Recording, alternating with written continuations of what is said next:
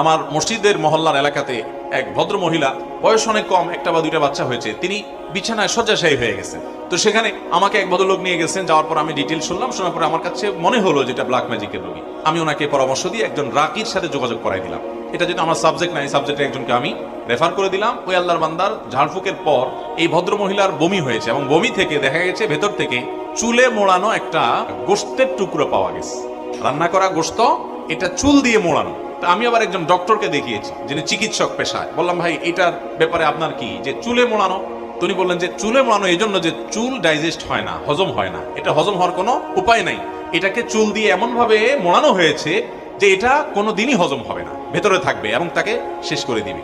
এটা বের হওয়ার পর থেকে ভদ্রমহিলা পরিপূর্ণ সুস্থ, এখনো বেঁচে আছেন, দিব্যি হাঁটা চলা করেন। মানে অলৌকিকতা তো অনেক রকমই হতে পারে, কিন্তু এরকম অলৌকিকতা দেখি নাই। এই কোরআনের মাধ্যমে আল্লাহ তাআলা ব্ল্যাক ম্যাজিক থেকে এইভাবে মানুষকে র্যাপিডলি, খুব দ্রুততার সাথে মানুষকে